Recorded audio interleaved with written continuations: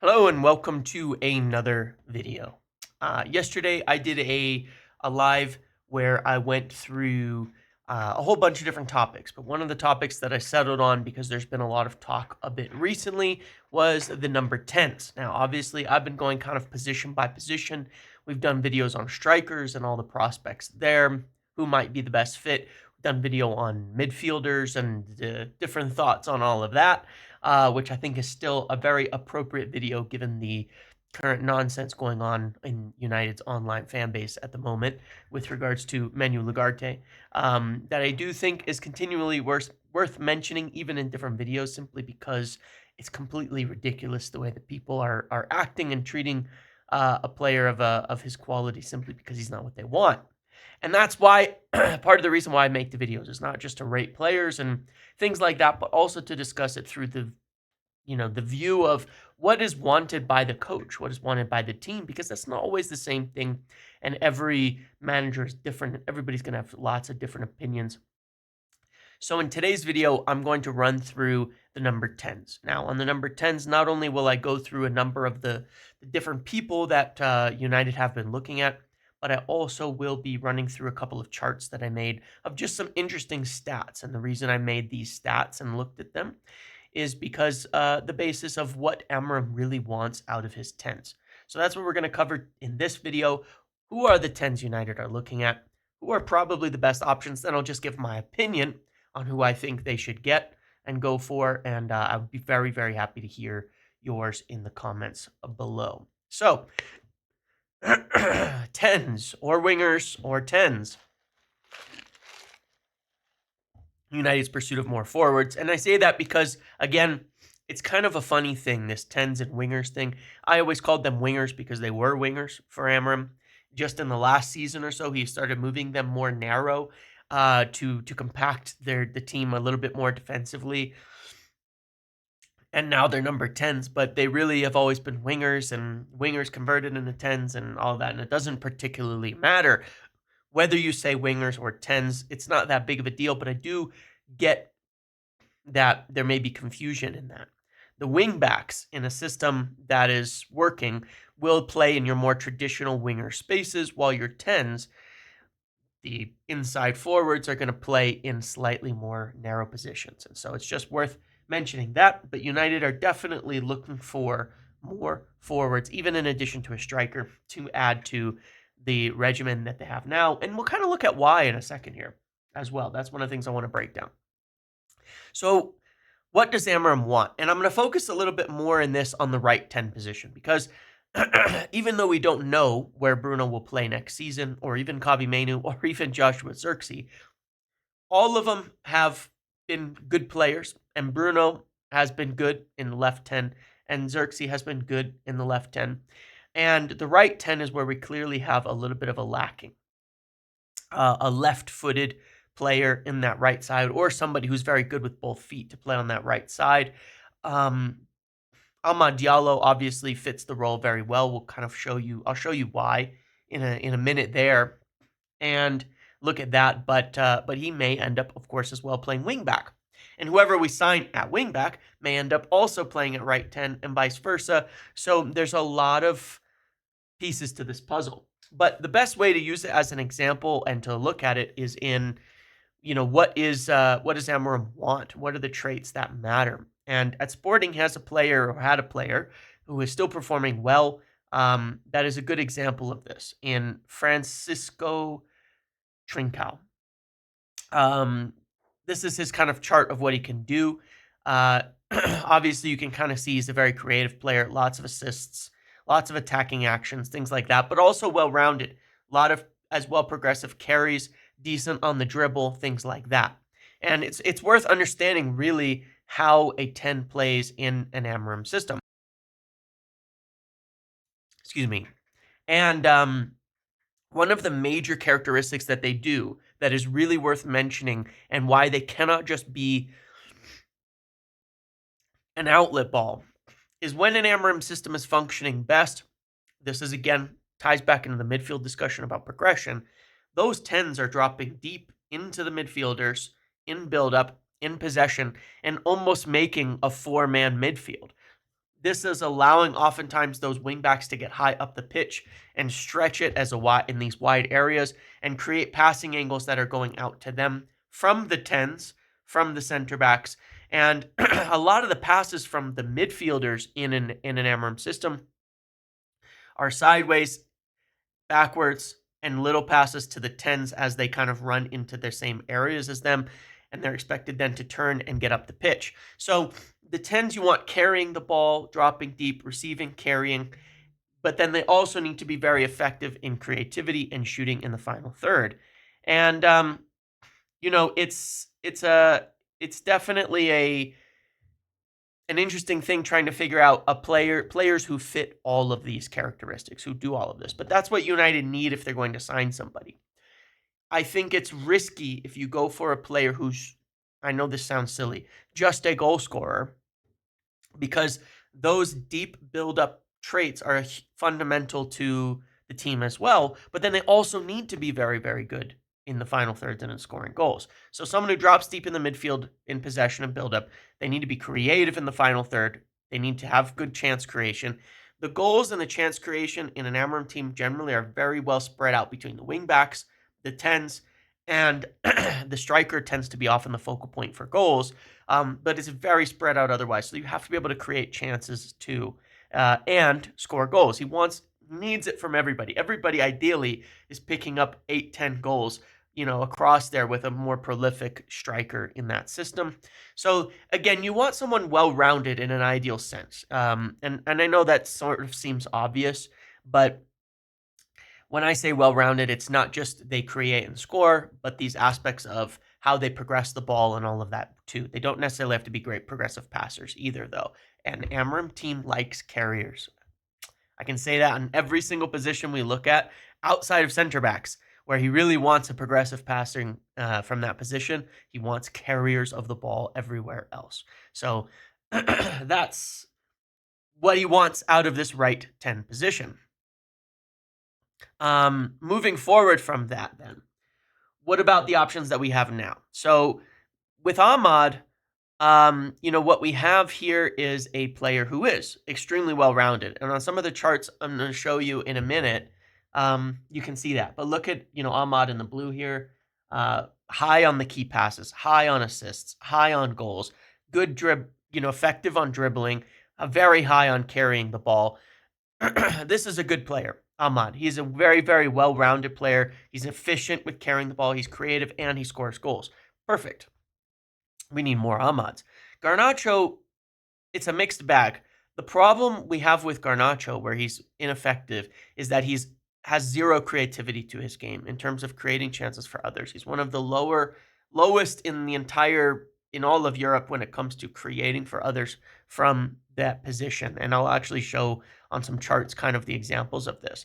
He generates a lot of chances for himself, but doesn't score them. And so it's like he can almost fit. One of the areas he does decent is carrying the ball from deep and helping United progress. And it's interesting because you'll see that United are often better when he plays versus, I don't know, these days, because Xerxes been doing that very well too recently. But in some previous games, when he wasn't playing on that side and it was like, Menu or Bruno or something, you would be missing a player coming deep, picking the ball up, carrying it forward. That is something he does pretty well. That's something Ahmad does pretty well. It's something Xerxes has really started to pick up, and it improves the way that United play as a whole in terms of getting to the attacking areas. But the rest of the game, there is a bit missing from Garnacho in terms of end product and things like that.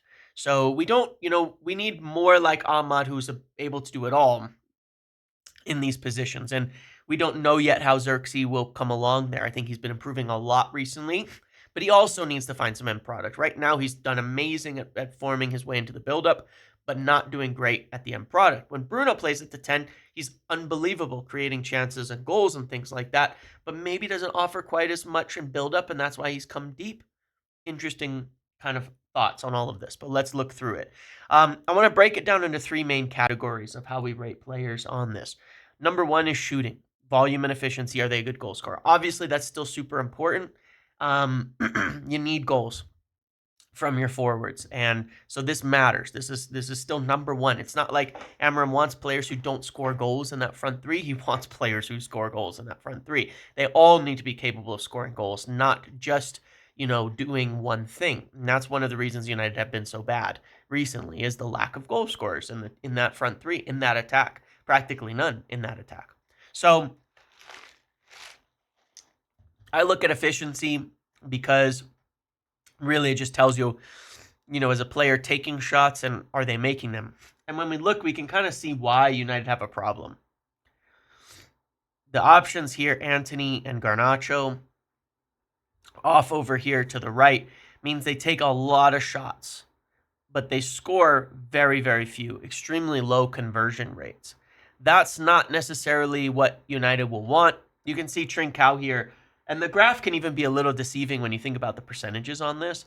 Trincao finishes double, practically, the shots that Garnacho does. So from the same number of shots, he's scoring twice as many goals. That's significantly better. So, over here you've got our options right now. Low percentage shooting, we need them we need more effective goal scoring from them. Ahmad, again, as we can see, is kind of right here in the middle, well-rounded. It means he takes a good number of shots and he has a high conversion rate. This is probably, look, up and to the right is the best, but on any graph like this, you kind of want to see like this range is what you're looking for. Now, off to the left, you look at someone like Cherki, takes very few shots, but has a really good conversion rate. Now, that can be good. That can be concerning. We'll see. You've got young players in Rig and Dibling. We don't have a ton of experience with them or data. They have okay conversion rates, not great, and don't take many shots. I don't know. With them, then you've got guys like Yildiz, Roger Fernandez, Nico Williams, who have slightly below average conversion rates, don't take a ton of shots. You've got Dorgelis, who's surprisingly in a really good range as well. Kang-in, and Mbeumo, who has a very good conversion rate, and Cunha, who's just blowing everybody away. Semenyo is one I would be a bit concerned about. He takes an extremely high number of shots for a very low conversion, and we kind of can see what that results in our own team, that maybe that's not what we need. Now, just because someone isn't perfect on this chart doesn't mean that they're not an option, because how do they balance it? Obviously, some players are going to be more towards the creative and some more towards goal scoring, and you have to balance the front three appropriately with that. So you look up here at Cherki, you would say he's a really good goal scorer, but he doesn't shoot a lot. How is he on the creative side of it? You look at the same with like Yildiz, Roger Fernandez, and Nico Williams. Where are they creatively? And the same with some of these two. Do they add a bunch of creativity on top of this? Because then it would be effective. But the players who stand out to me most on this as very efficient scorers are obviously Cunha, Dorgelis, interestingly, Kang-in, Trincao, Cherki, and Mbeumo. These are all very efficient scorers, but, just ones to note. It doesn't mean the rest are bad. Some are very young, but they're just not at that efficiency yet. But let's see what else they add to the table to kind of determine this.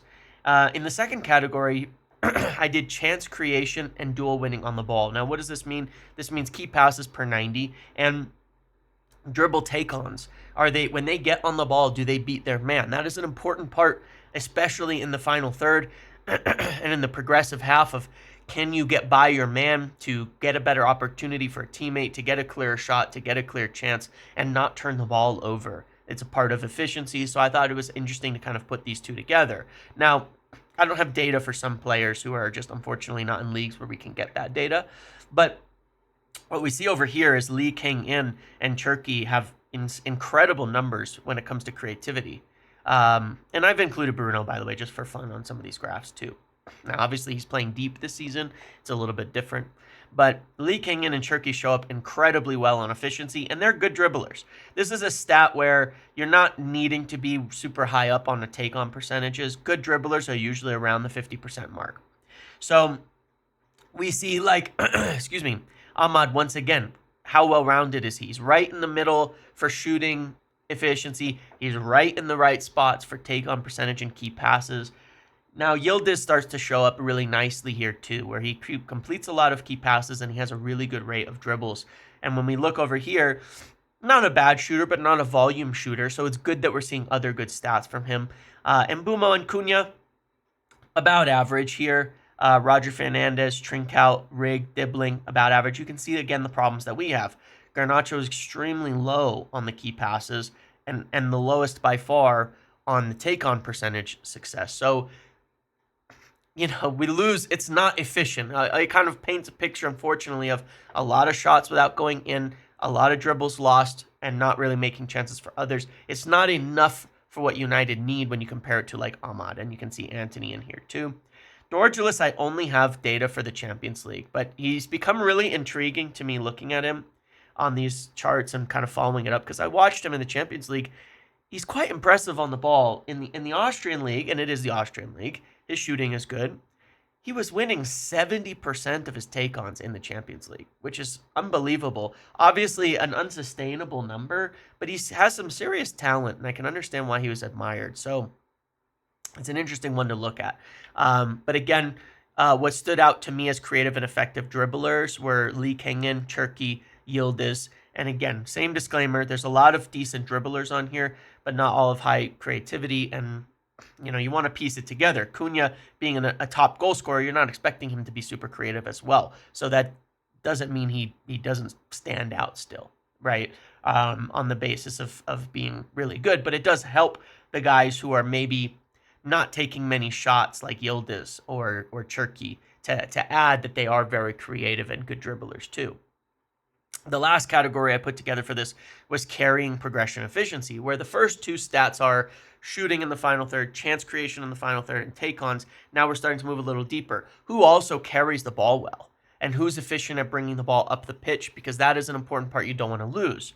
So this is efficient and effective creators. And again, Kang-in shows up really well. Now, he's high volume, but lower, not lower in the distance, but around the same distance. That means per carry, he's not progressing the ball altogether that much, but that's okay. That doesn't mean he's a bad dribbler. It doesn't mean he's better just because he's further to the right in this sense. It just means that they're usually smaller carries than they are long dribbles. Like if you take like a Dibling, he's almost on the same line, but with half the carries. That means when Dibling is carrying the ball, he's covering big spaces. Does that make sense in terms of progressing the ball forward?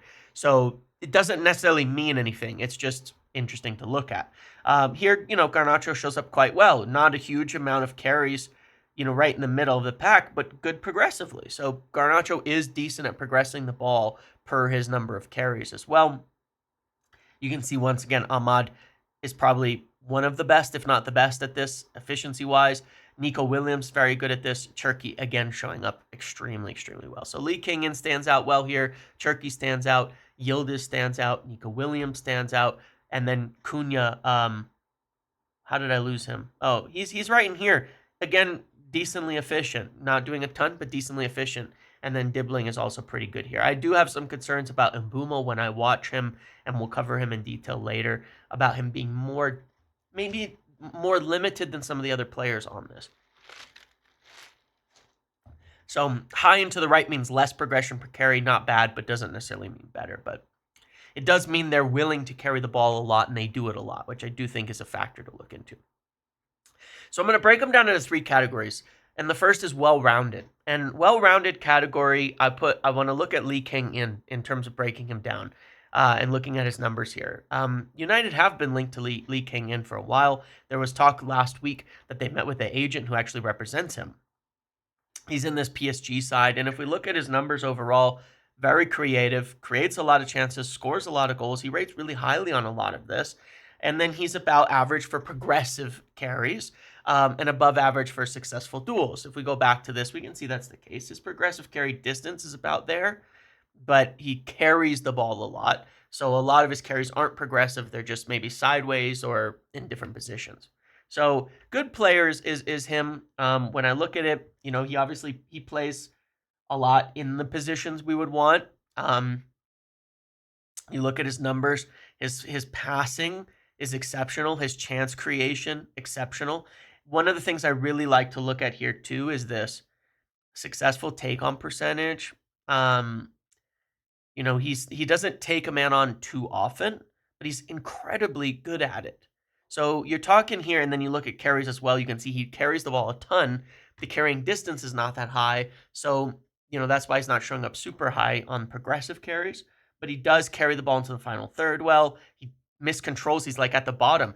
He carries the ball so much, but doesn't lose it. So you can kind of paint a picture here of a player who is extremely good on the ball, very technical, and is good creatively. He's a creative player. And when you look at his scoring, he's exceeding his XG on goals. He's just not taking a lot of them. And he's a very effective dribbler. So I think this is a really interesting choice worth observing. It's a player who's very good at dribbling, very good on the ball, and very creative, who's a decent scorer but doesn't do a ton of it. Just one worth watching. He is worth watching. And as with any of these, it's just a picture of their stats. The best thing is say, who do you think looks decent? Who do you think looks like they're the right type of player? And then say, let's watch them. I want to see what they can do. Watch them actually play. See if it matches up to what the stats may be painting a picture of. The next one I look at is Yildiz, that I think is really interesting. And how he stood out to me is that he's an incredible dribbler of the ball. He's fantastic on it, and he's good at creating chances, but he doesn't necessarily score a lot of goals. When we look at the stats, we get a similar picture. Higher volume dribbler than like Kang-in was, but also extremely high on the take-on success percentage. So a very good dribbler, an effective carrier, pretty well-rounded, creates chances, but not a ton. Now, Juventus are a weird team this season. They're kind of poor, but you definitely get the idea that Yildiz is a good player who's creative, who can do a lot, but maybe he's not really executing at a high level yet. Part of that could be the team, could not be. So one to watch. Now he also has been playing mostly on the left. Do we need that? Can he play on the right also? I don't know. Apparently he's quite good with both feet. So an interesting one. He's very good on ball and he looks creative, but I think he definitely was going to be a player who's going to need to round out his ability to be more direct and develop as a player overall in his game. But he's also quite one of the younger players and less experienced players on here. And I think the talent is really there from a carrying, bringing the ball up, and high duel winning perspective. I think that matters. Ones where I'm missing a little bit of data, but I believe they're fairly well-rounded, are Trincao and Dorgelis. I've kind of put them both in here. I can't get this chart for Dorgelis, so that's Trincao's chart. You can see we looked at it earlier. He's good at everything. This is, I think, Trincao's. This is Dorgelis. He's played on both sides. This is just the heat map. So Trincao, you can kind of see as compared to some of the others, like on the right. Let's look at this. You can see a little bit different how in an Amorim system, obviously, it's a bit more narrow, a bit more in the middle. You can still start from wider positions, but be a bit more narrow around the front of, especially ahead of the box, right? Being in these kind of central half space rather than out wide when it comes towards the final third. So, yeah, Dorgelis, again, looking at his dribbling numbers are insane. It kind of blows my mind. His success percentage on dribbles and how good he is at winning them, it's kind of crazy. But I don't have a ton of stats otherwise, so it's hard to quantify a lot of this.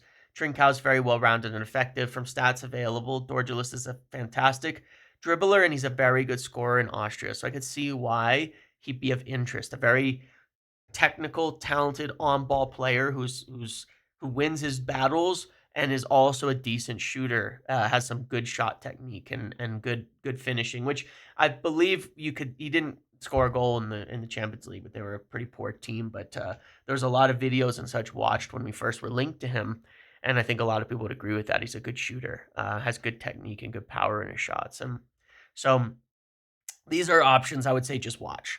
Trincao's kind of the safe Amorim player, but doubts, I would say there are valid doubts over his adaptability to the Premier League, to the intensity of the league. Dorgelis is really an intriguing prospect. We just don't have a ton of data on him, but when you watch him, you can see the talent and the stats kind of back it up. I can really see why they like him just from his traits. And tying this all together just as well as we move into other options, again, what is interesting in looking at all this is almost all the 10s we're linked to are good dribblers. They win their duels. They're very good dribblers and carriers of the ball, like you want them to be. They have mixed differences in terms of whether they're more scorer, creatively, and things like that. But they're all very good on the ball, and that is an important thing for an Amorim team, is getting more carriers, more dribblers, more guys who are safe on the ball and can do something like Ahmad. Then we go to the creatives, and here I want to look at Cherki. Now, I'm not saying we have like super high links to Cherki or something, but he's available on a cut price deal. He's playing at an incredible level. He's young. And United tried to sign him when he was 16, so it's not like they haven't been following him. They absolutely have. What the hell? Why not? I've come around so much on this back and forth. Like it becomes almost ununderstandable. Why not? Now we'll see Cherki when he plays against United. Let's see how he does. Playing against United, playing against an English team. Let's see what he's like. But statistically, he's doing everything at an extremely high level to unbelievable, quantities too. You can see, like, creatively, there's nobody like him in Europe. He also has an above average goal scoring. He's passing, he's carrying, he's winning. His look at his duels, high take-ons attempted with high success. I mean, everything he does is amazing. You look at him positionally, he's also perfect. He's a half spaces player. He's a narrow 10. So I look at it and I'm kind of just like, he's incredible, he's skilled, he's creative, he's a great dribbler, he's great ball control, he's an effective shooter, maybe a little too picky sometimes. Sometimes you see that drop off in the Premier League where players pick their shots that they end up not shooting much because he's almost finishing too well at the moment. We'll see. The only question marks, and they kind of show up here, are over his out of possession intensity. Does he run hard enough, tackle hard enough, counter press, on that basis to support the team? When you watch him, the questions are there. That's why I want to see how he plays against us. But he could easily be the best player on this entire list. Like, he really might be. I don't know. But there's a lot of evidence that he could be the most easily the best player on this list and become just an insane talent. He genuinely could be. It's a weird one. Let's see. Another creative is Nico Williams that United have followed. You can see a lot of creativity here, a lot of attacking actions, assists, key passes. He loves to carry the ball, dribble, all of that as well. So when we look at the stats, again, one thing, playing on the left this season. Can he play on the right? Is it okay if we go to the left? Do we shift players? Not sure there. But United have followed him and were very interested before. So I don't know. You can see his carrying here is exceptional. He scores a decent amount of goals, gets a decent amount of assists, carries the ball really well from deep, from final thirds, progression, all of that. He is a bit of a low efficiency, like, take-on merchant. Like, he's going to try to dribble his guy all the time, and he's not going to win that many of them.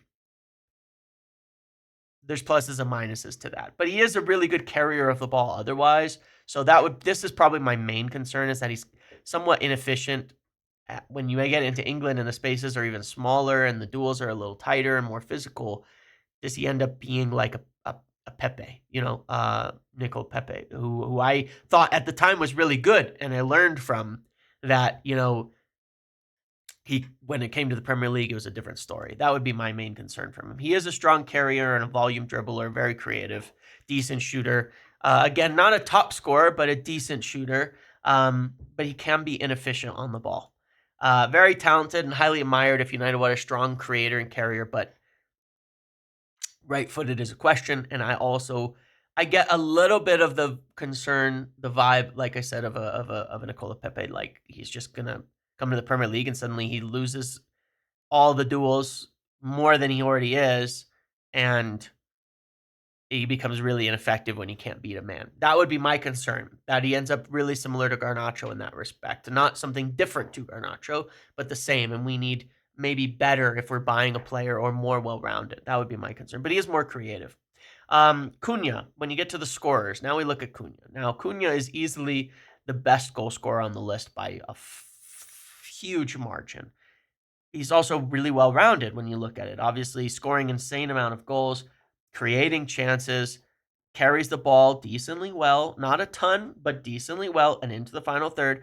An effective dribbler, if not the best, taker on. He also, again, plays across a lot of half space. He's not just a wide player. Fairly fluid positionally that I think fits that 10 kind of role. Right now, he's an incredible goal scorer. He's very effective at making and taking his own shot. He's a good dribbler. He's a good carrier, but not high volume, but effective. But the biggest concerns that I would have are, one, that he keeps getting red cards and he keeps getting banned. That is a serious issue. You can't overlook it. I think it could be disastrous. And then his finishing could be streaky. He's finishing really, really well right now, but almost too well. And I know that sounds nuts, but these are one of the things I learned too in being fooled. Darwin Nunez, before Liverpool signed him, I rated him really highly.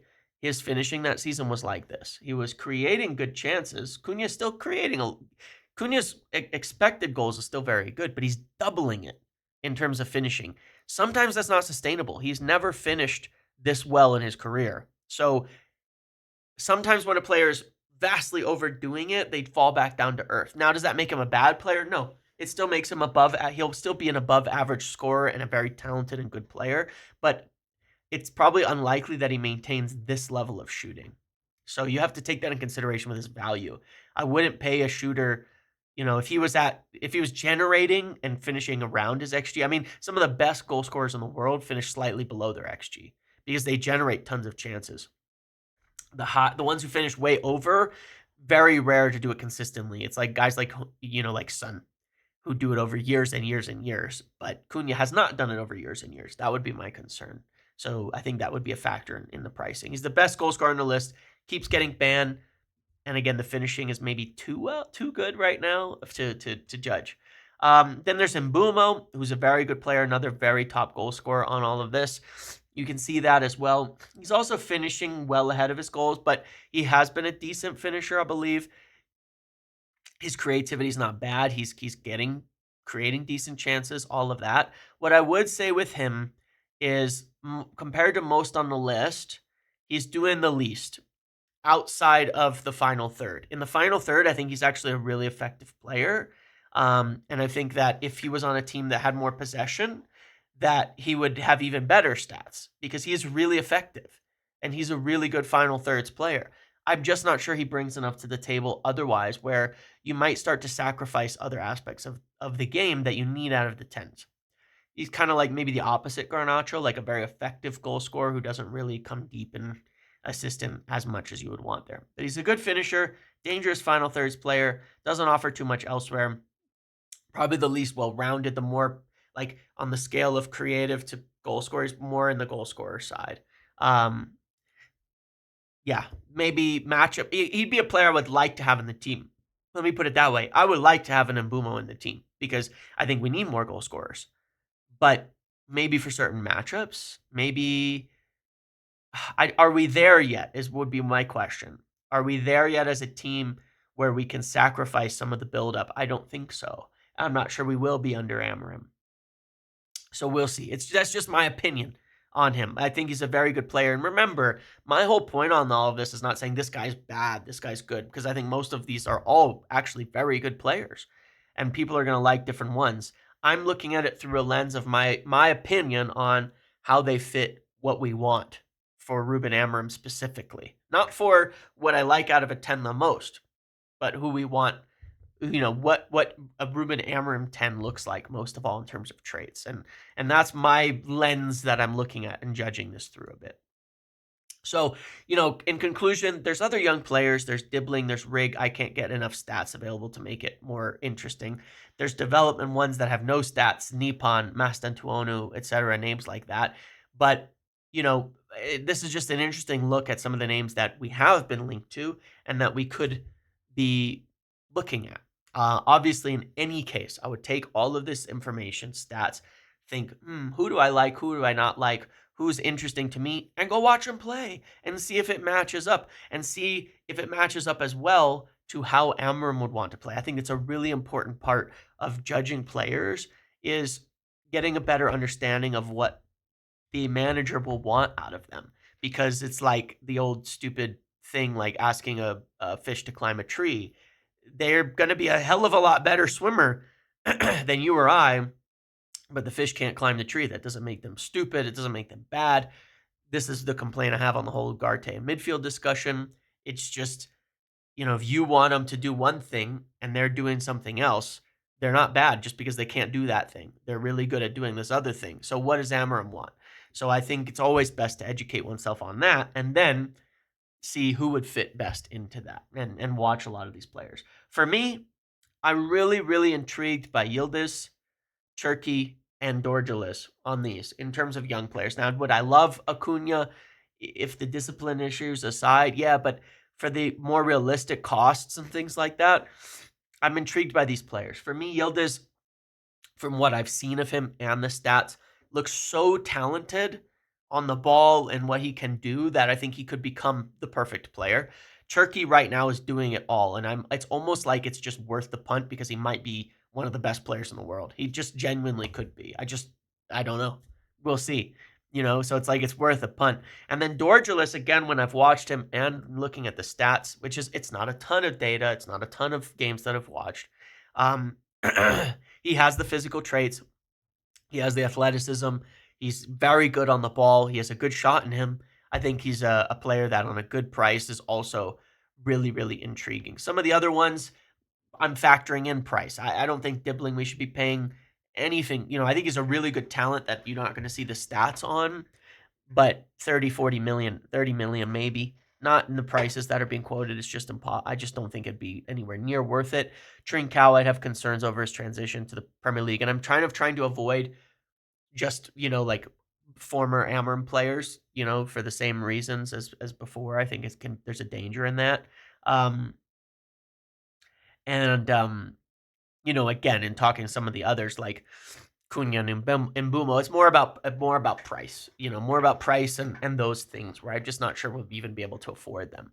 So these would be the three I'm most interested in and that I want to follow more closely through the end of the season. I'm not saying these are the three of the most likely, but I'm quite interested in following all of them, and I think United are following all three of these. So yeah, let me know what you think. Who'd you come away with this saying that's a player I want to learn more about, or that's a player that I think might be the best fit for the team? Let me know in the comments below. Let me know if you enjoyed this video. I always enjoy making these. I'm hopeful that they're helpful. Hopeful that they're not too preachy either. Hopeful that they're at least interesting. And yeah, that's what I have for this one. So thank you for watching. Make sure to like, comment, subscribe, turn notifications on, and I will see you in the next video. Have a good one.